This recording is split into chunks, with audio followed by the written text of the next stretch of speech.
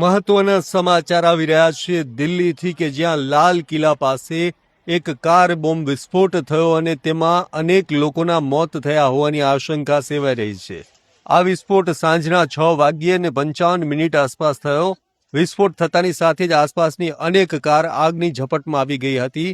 ત્યારબાદ તાત્કાલિક ફાયરનો કાફલો ઘટના સ્થળે આવ્યો અને આગને બુઝાવવાની કામગીરી હાથ ધરી હતી અને આ બ્લાસ્ટના કારણે અફરાતફરીનો માહોલ સર્જાઈ ગયો. સૌથી પહેલા એક વ્યક્તિના મૃત્યુની આશંકા સેવાઈ હતી અને અનેક લોકો તેમાં ઈજા પામ્યા હોવાની વાત સામે આવી. ત્યારબાદ છેલ્લે આ સમાચાર લખાઈ રહ્યા છે, બોલાઈ રહ્યા છે, ત્યાં સુધીમાં 8 લોકોના મૃત્યુ થયા હોવાની આશંકા સેવાઈ રહી છે.